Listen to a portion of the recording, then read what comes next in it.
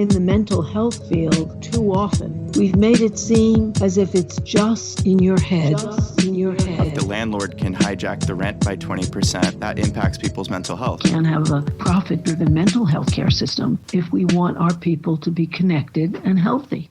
Hello, you are talking to Harriet Fraud and Max Golding, talking about how it's not just in your head. Although we're in the field of mental health, we don't think mental health is unaffected by the world around us. And as a segue, what we are talking about today is things that direly affect people's mental health.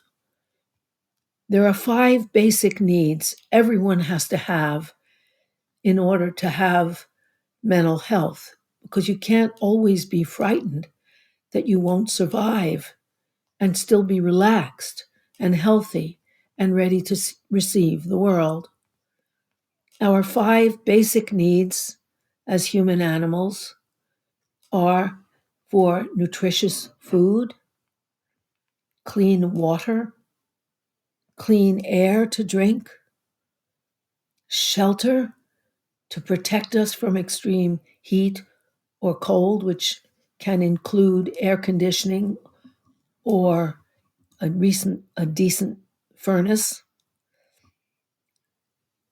rest, and restorative sleep. So let's look at these basic needs that we have and look at how our society delivers them and what's wrong now, because 1 in 10 American families goes hungry, not enough of the basic survival need for food. I would say about 2/3 go without healthy, nutritious food, because fruit and vegetables that are fresh or frozen are too expensive, because they're in food deserts, because they don't know anything about nutrition, because they're out working and they leave their kids with the kind of well-advertised non-nutritious foods as bags of Cheetos, Fritos, and Doritos, that they themselves are so frantic with overwork and worry that their diet is equally unhealthy. A large bag of Cheetos, Fritos, or Doritos delivers the same amount of nutrition as a half a cup of lentils. And so they are undernourished because they're overworked and because they don't know about nutrition, because good food is expensive and they live in food deserts often. Let's talk about water, the second thing we need for survival. Clean water is now commodified. People buy bottled water because they suspect the public water system. And in places like Flynt, our most glaring example, they're poisoned by their water because the clean pipes that would be needed to carry their water from a maintained reservoir into their homes were laid so long ago, they're lead pipes and convey lead. And there is no local government that would get mileage out of changing those pipes. They want flashy projects. And they don't want to raise taxes on the rich who can pay, because then they won't get the money to be elected in our pay-to-play system. So they let the infrastructure that would keep people healthy rot and the lead flake into the pipes, where it makes their children retarded and ill in its most dramatic example. Another really important thing is shelter, a safe home. 1/3 of the country is in fear of eviction. No home.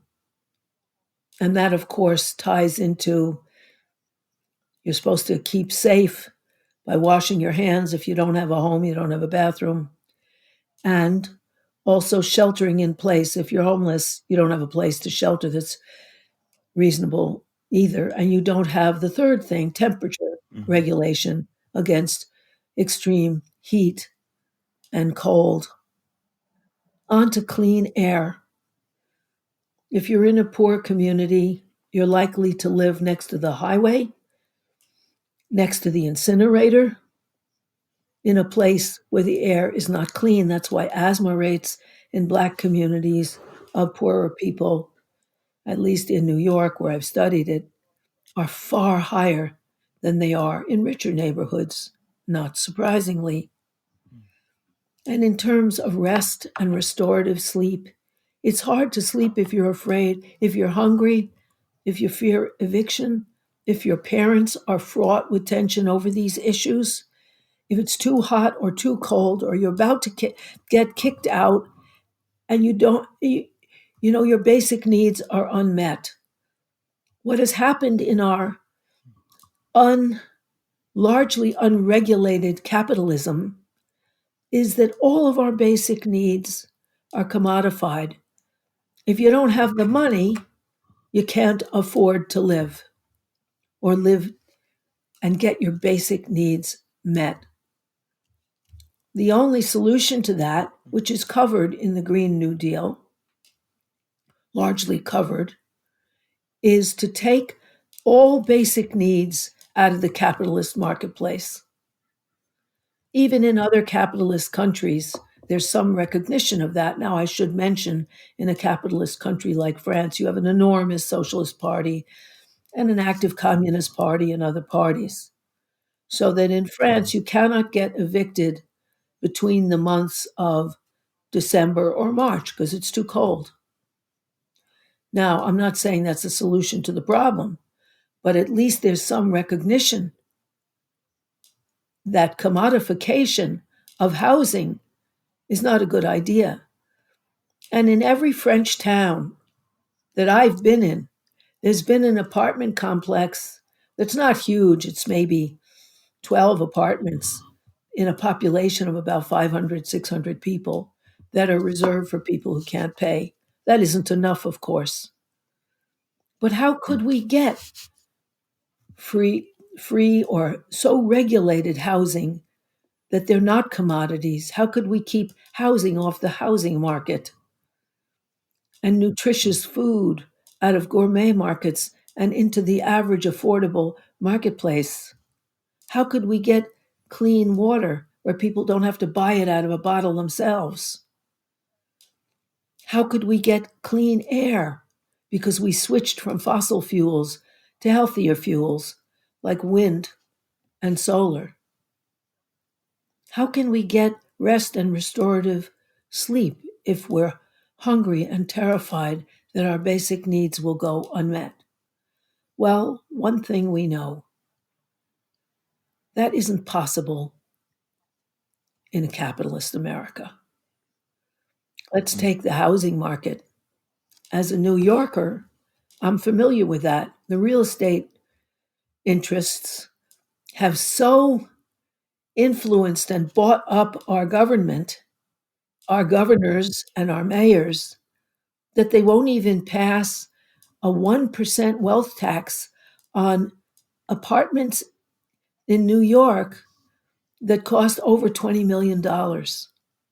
What are we talking about? Or a billionaire tax of 1% of their billions. And I should mention that billionaires have made $845 billion since the pandemic, but it's not taxed. And in terms of warmth, people are always complaining that their buildings are unheated because their landlords are saving money. If in New York you had a socialist movement, buildings that haven't served their clients over a certain period would be repossessed by the city and run with reasonable rents, sort of based on Section 8 housing. You pay a certain portion of your income for rent, and that's all, and you pay it to the government, which maintains the buildings.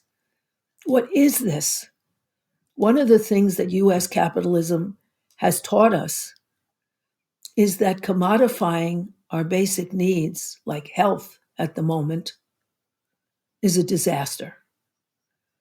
A country like China, which has a lot of problems with authoritarian government, but it does have government regulation, and it's a combination of state capitalism, state-controlled capitalism, and some socialism. China has 1.393 billion people, about 4 times the population of the United States. The US has 350 million, not billion. China took over the coronavirus. They closed down everywhere. They let no flights come into China.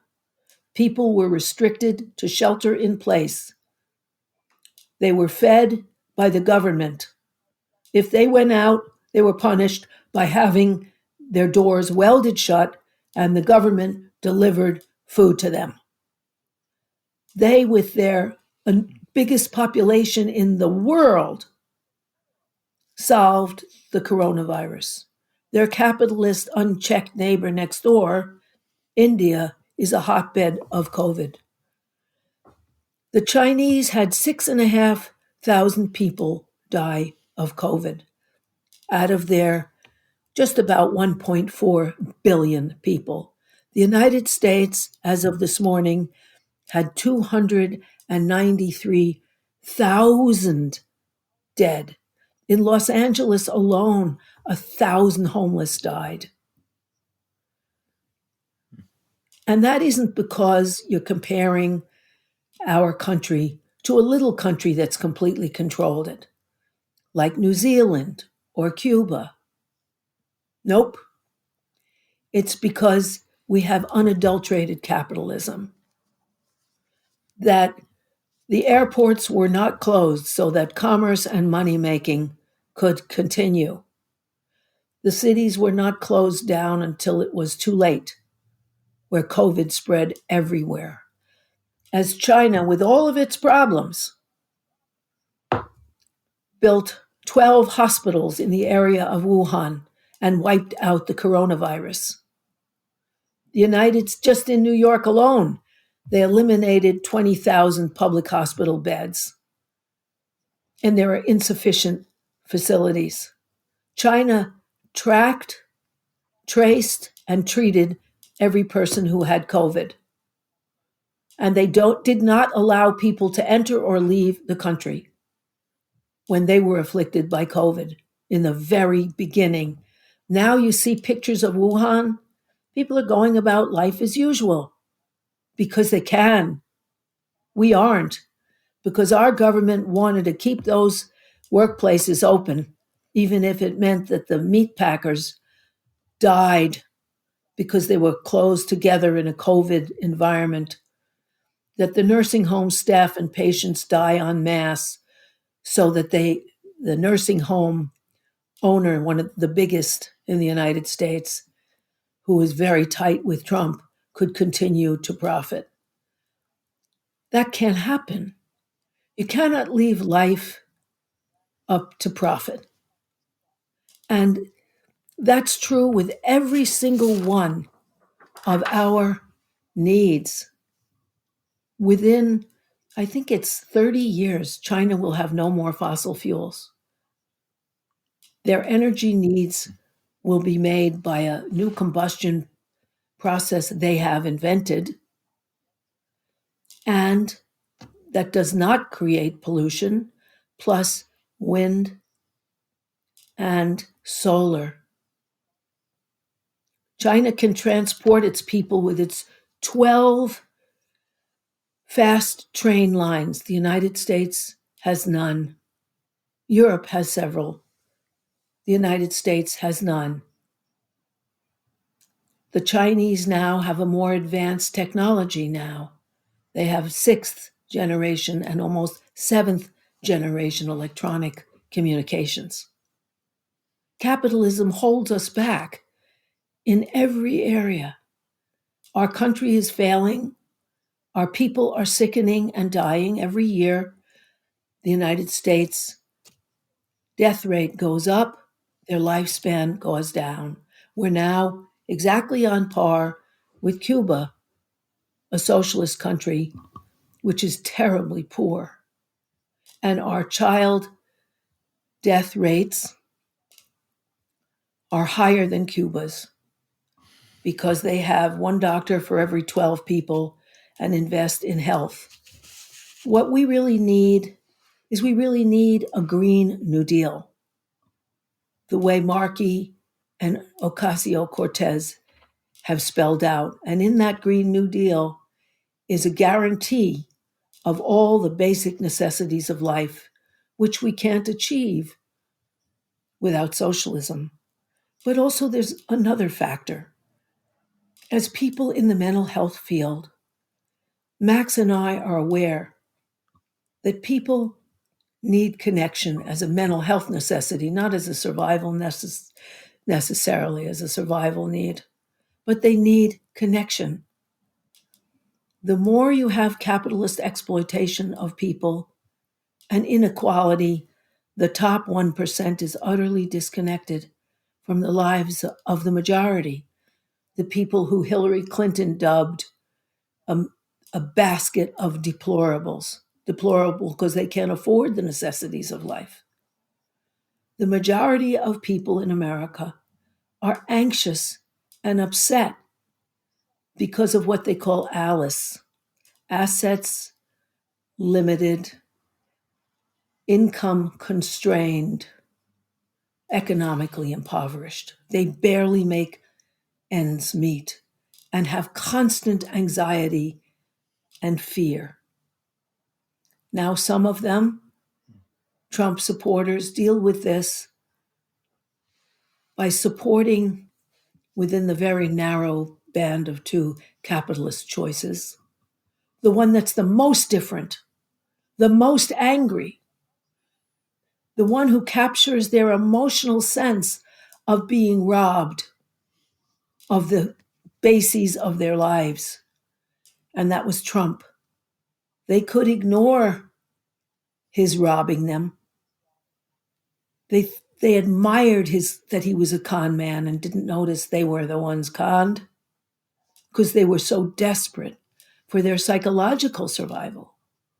Meanwhile, their physical survival is commodified. It's a life or death issue.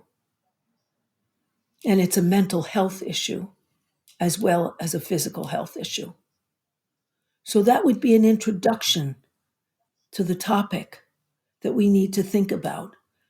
Just as brain fluid can be found throughout the body, because we're not separated in our mentality and our physicality, physical survival can't be separated from mental health, as it is in dominant psychology. As Max Golding once said, how can you be mentally healthy if you're about to be evicted? Or if you are evicted? If you're always worried about the physical necessities of your own survival, physically, you don't have room to think about relationships and the niceties of life and the appropriate way to give childcare. So that these things are inextricably commingled, like the milk in coffee. They are, in French philosophy, they call it metonymically united, like the milk in coffee, where once you put the milk in, you can't get it out and separate the coffee from it. That's what mental health and physical survival are, commingled like milk and coffee. And the psychological community has shied away from that, like most Americans shy away from the politics of their professions. We did, as a group, muster ourselves to say that any psychologist who participates in torture is disbarred from the psychology community. But that was rather extreme, and that was in response to psychologists joining the torturers at Abu Ghraib. Now we have to go further than that, obviously, and look at decommodifying our basic needs for survival. So that's the main shtick. Yeah, I was really impressed by the initial email that you'd sent me on this, Harriet, and I've been thinking about decommodification of housing a lot lately from the kind of tenant union organizing stuff I've been involved in. And two books I'll recommend to listeners, by the way, in Defense of Housing and Capital City, by the way, really great arguments and contextual explorations of how we've gotten into this mess of kind of hyper commodification of housing. And yeah, it's kind of, so as a mental health professional and a sort of very amateurish student of Marxian economics, I suppose, like I wish I understood the concepts better.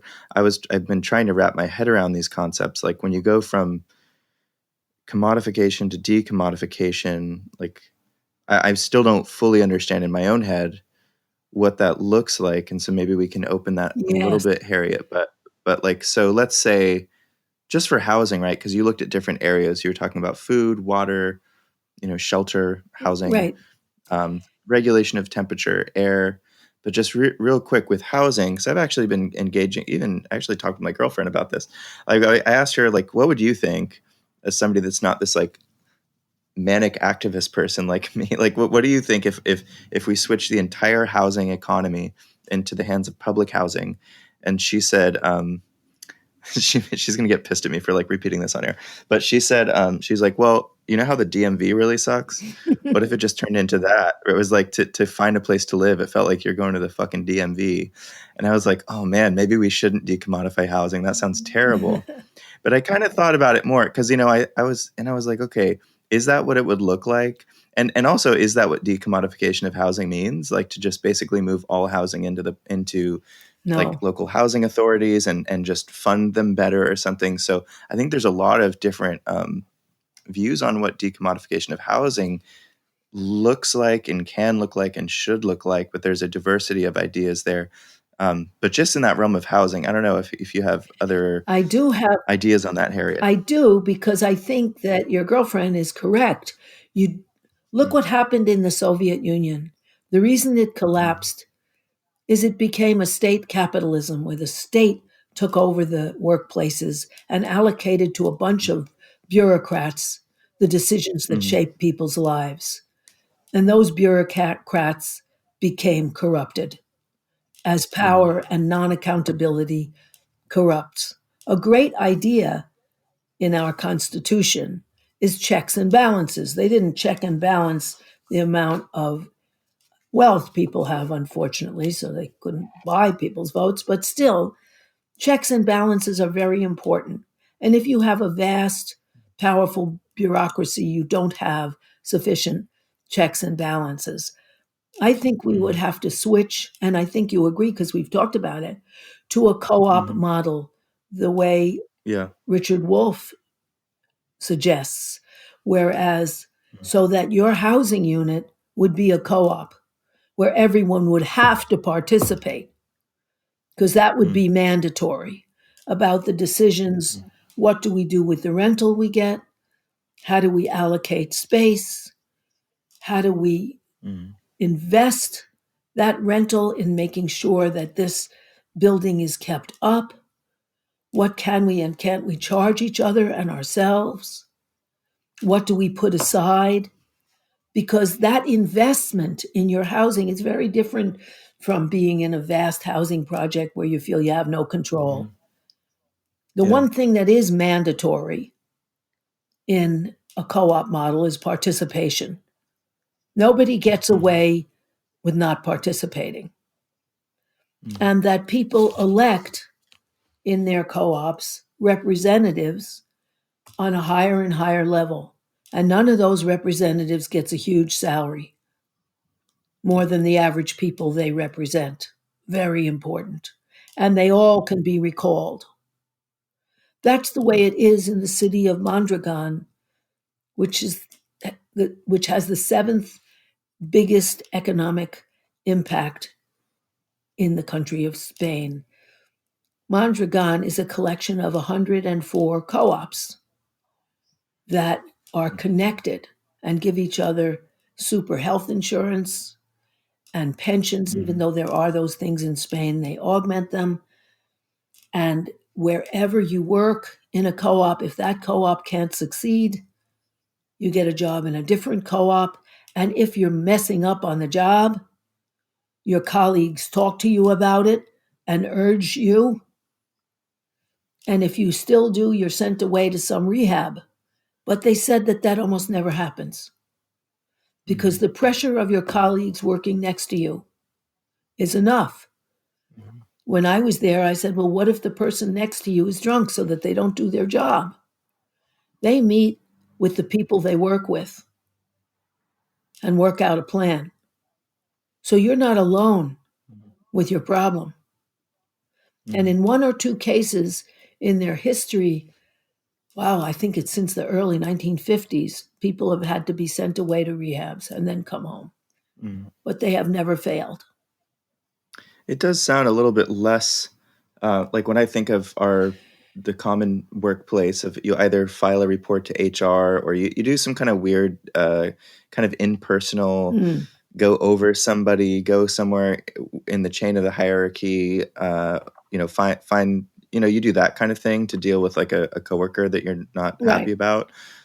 Which, there's pros and cons to it. I could see with some things like maybe sexual harassment or something, like maybe it shouldn't be that, women have to like one-on-one go talk to the creepy guy or something. But like that kind of model does sound like it would, there's something more interpersonal about it and more humane. It sounds like, generally speaking, maybe not for all situations.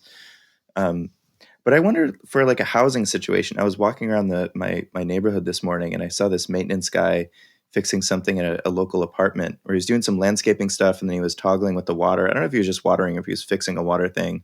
And I just had this idea, like, so this guy, actually, we tried organizing that apartment. So I actually know that the maintenance person actually drives down from a place an hour north of us to work on that building and other buildings owned by that property management company. And I was thinking, what if you had a training program for tenants within an apartment building where you train them on things like plumbing and maintenance and basic forms of landscaping or gardening or something like that? Like, what if that were actually part of the package of living in an apartment building? Similar to when you talk about, because co-ops can work. Co-ops aren't monolithic. No. They work differently across their structures and organizations. But I was thinking, because even this idea of like outsourcing, so we've learned through the tenants union, just do little sort of just anecdotal research, finding that because of the complex of commodification in the housing world, what landlords and property management companies will do is they'll kind of bid for different maintenance type people and find typically who are the cheapest ones, right? That's because it saves you money.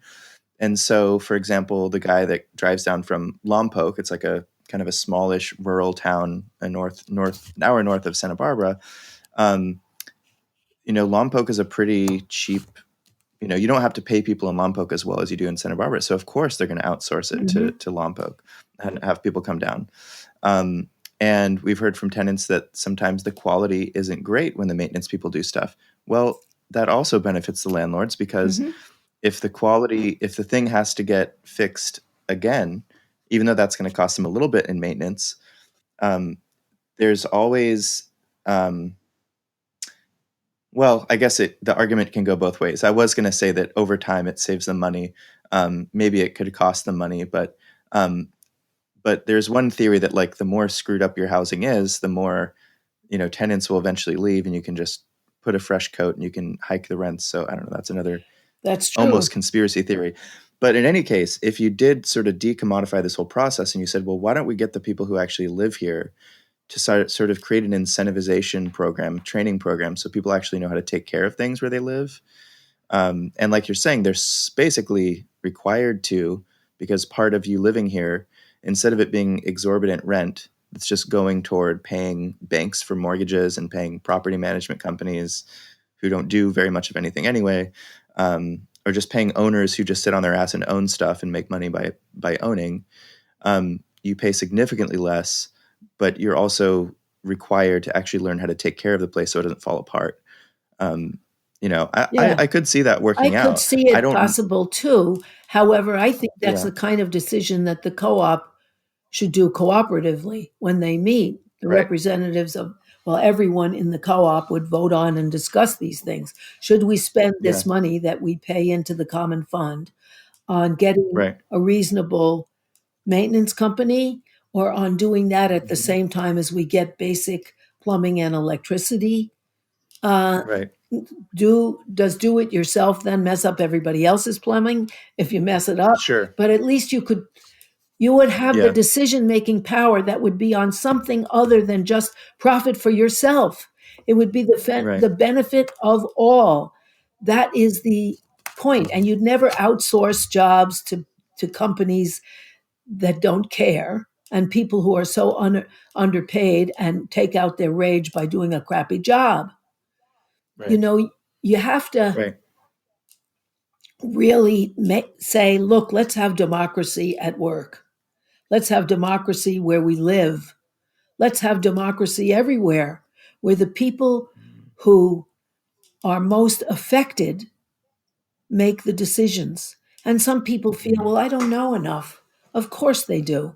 We can all learn Mhm. and hear from different people and get different lectures, not because somebody's trying to sell us something, but Mhm. because they're trying to teach us something.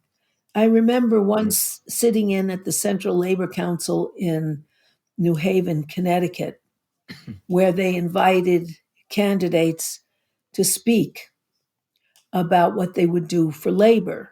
And this one Republican guy said, look, what do you want done? That's what I stand for, whatever you want. Yeah, that's not exactly believable. Yeah. You have to, have people on the co-op who research these companies, who talk to the people if they want to hire people, who talk to the people who suffered or were benefited by people's labor, and find out. But Mhm. if you have mass participation, first of all, people are connected. Second of all, people are empowered. Third of all, you don't have self interested profit determining the lives of your tenants, because that's Mhm. what commodification and capitalist profiteering off of housing delivers. Right. One thing I learned from that book, In Defense of Housing, there's a section on what the authors, and I'm forgetting their names. I always feel disrespectful about this. David Marcuse or something, and it's a sociologist and an urban planner who wrote it. I'll have to, maybe in the notes we'll put the names of the authors, but the idea of hyper commodification was really fascinating. There's these sort of three processes that happened from, like the most evil of crap happened kind of like Reagan era to now.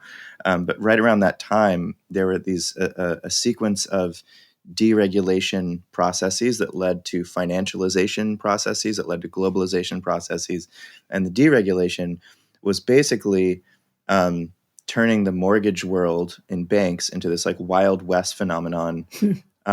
That kind of, the subprime loan thing from 2008 or whatever, that kind of just grew out as like this tumor that grew out of the last, 30 to 40 years of that. But one of the Yeah. things was, yeah, well, so one of the things was basically getting rid of limitations on interest rates and what was it, the Glass-Steagall Act from the FDR era. Yeah, Some of those Glass-Steagall. things, yeah, those things were put in place specifically because they wanted to, from the Great Depression, the FDR New Deal era, they understood that you're not going to be able to have people be taken care of if you let a for-profit model dominate in the housing markets. So they set a ton of regulations for like most of the 20th century until the Reagan era, when they basically got rid of all these things. And interest rates could just be whatever they wanted. Different banks and mortgage companies and all these like weird, I don't even Mhm. understand these things, but they started just competing with each other like crazy. And that, along with public housing, was suddenly allowed to be sold to the private market. And because budget cuts had screwed over smaller municipal governments, they basically had no choice. They were like, well, how do we scrape a few pennies over here? Let's just sell off this public housing over here. Okay, now we have enough money to pay for like the firemen or whatever. And they got rid of most rent control laws in most cities, or at least they weakened the hell out of them. Mhm. So that just created this like spiraling effect, and then which then kind of like, those of us who live in a place tend to think of it as like a home, like a place where you live. Of course. And in like almost, sort of Marxy terms, it's like the use value. It's like, what do you get out of the home? And it's like everything you talked about. Well, it's shelter. It's where you turn on the heater when it's cold. It's where you turn on the AC when it's hot. It's where you breathe your air. It's where you like have your kids, you have your family, you have your leisure time or whatever. But all these things that happened over the last 40 years, to my understanding, created housing as a sort of financial product where you can have, and on a global scale, so you could just have some asshole on the other side of the world, like on a yacht, moving things around on a screen that's basically going to create mass evictions in Mhm. communities of color somewhere in an urban area, because housing is considered an underperforming asset of this sort of it's not a consideration of like human beings that need a place to live. But anyway, when I was wrapping my head around this, I was like, wait, how the hell did this happen? And so that's why it can be sometimes hard for me, and I think probably a lot of listeners, to figure out, well, how the hell do we go from house and just talking about housing, because you were talking about food and water and air and all these other Mhm. aspects of the economy. But how the hell do we get from where it's at now? Like, how do we kind of move, maybe not move backwards, because it seems like there were better regulations and everything, but how do we even get to a full, even a partially decommodified housing market at this point? Well, one of the Yeah. things that FDR did, and FDR did a lot of socialistic things. Well, Mhm. one of the main things he did was he taxed the richest people at 96.8% of their income. If you think about taking that percentage of Jeff Bezos's $200 billion, you'd get $199 billion about. That would be helpful. Yeah. The United States Mhm. has more billionaires than anyone else in the world. And what Mm. happened was when FDR died and after the war, those capitalists that were dispossessed at high tax rates got together and said never again. And they've been working on that ever since, taking back the New Deal and shifting the taxes from 96.8% to about 30% now, plus having lots of income offshore that isn't taxed at all.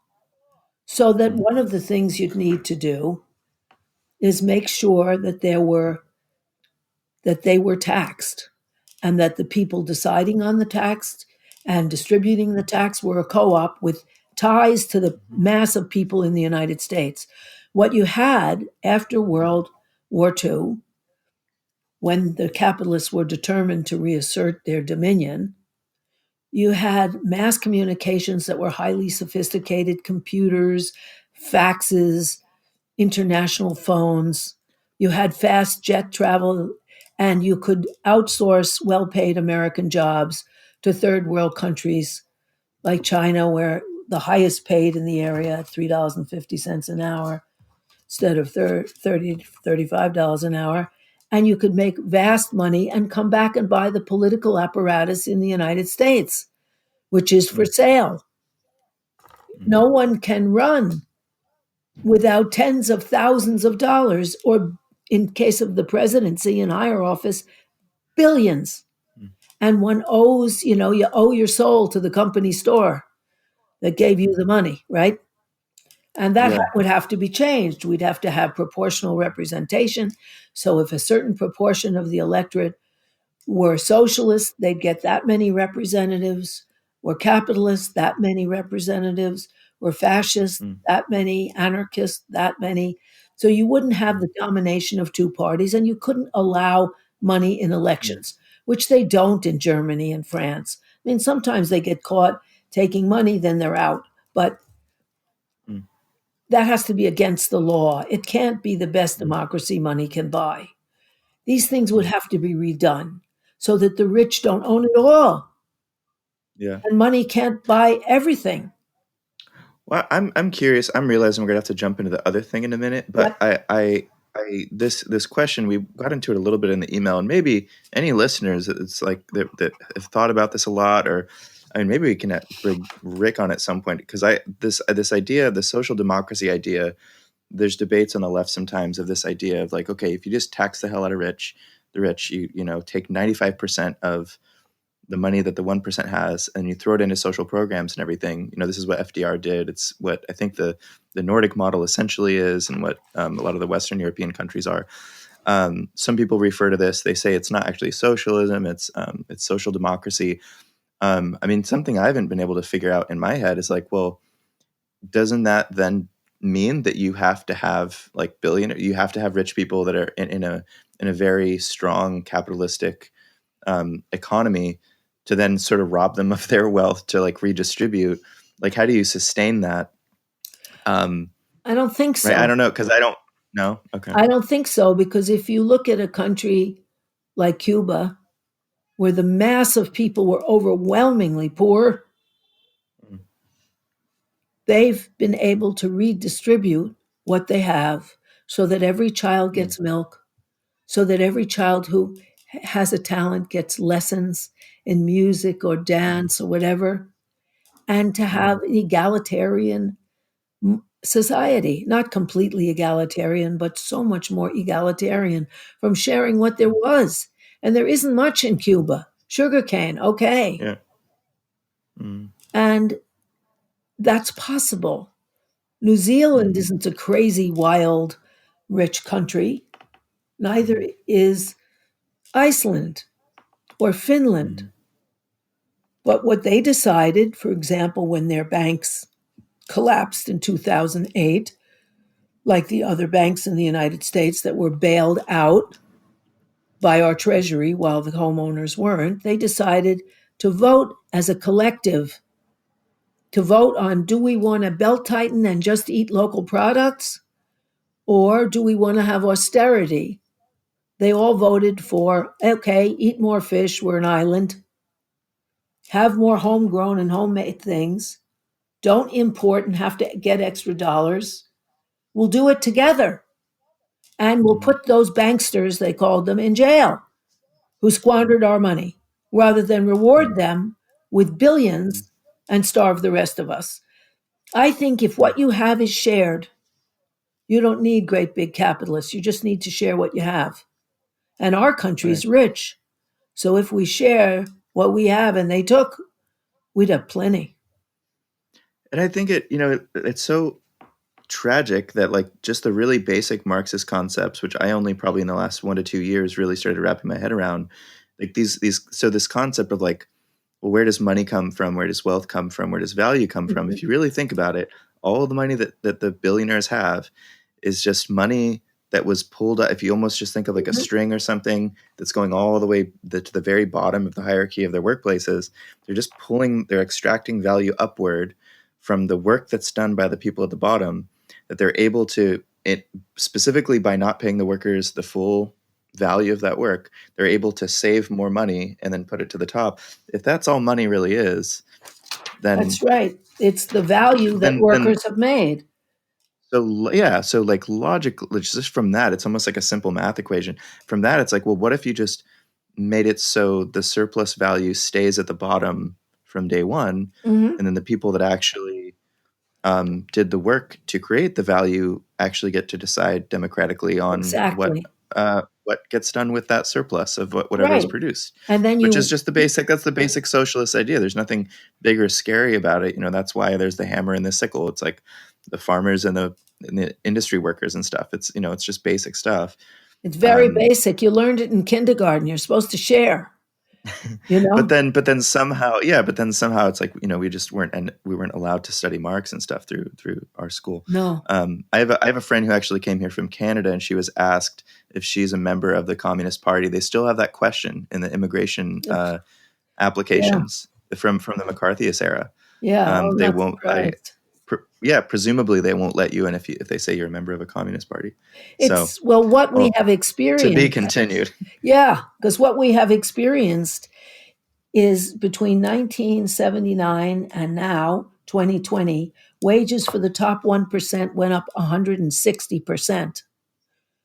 And the bottom 90%'s wages shrank.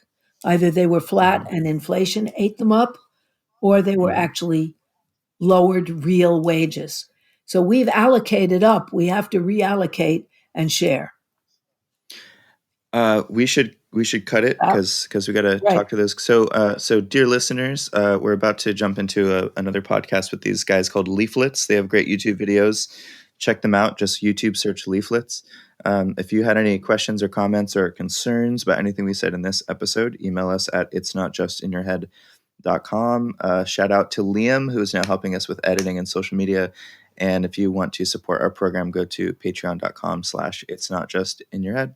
By the way, listeners, if you have enjoyed anything you've heard Harriet say in this program, you will definitely enjoy Capitalism Hits Home, which is a solo program that Harriet does through Democracy at Work, which is a worker-owned cooperative that produces other great programs such as Economic Update with Richard Wolff and the Anti-Capitalist Chronicles with David Harvey. I can't recommend enough that everyone also listen to Capitalism Hits Home if you enjoy It's Not Just in Your Head. Capitalism Hits Home is a sort of broader overhead view. It explores the way that capitalism shapes our personal lives, our psyches, our relationships, our families, and it looks particularly at the sea change in American personal life as all Americans, but the top 10 or 20% of Americans, have our security and our chance for a future become as precarious as it always was for minorities and families headed by women. It's not just in your head, and Capitalism Hits Home are definitely complementary. And if listeners would like to check out Capitalism Hits Home, Harriet, where should they go to find it? Either on YouTube or Democracy at Work or on my own website, harrietfraud.com.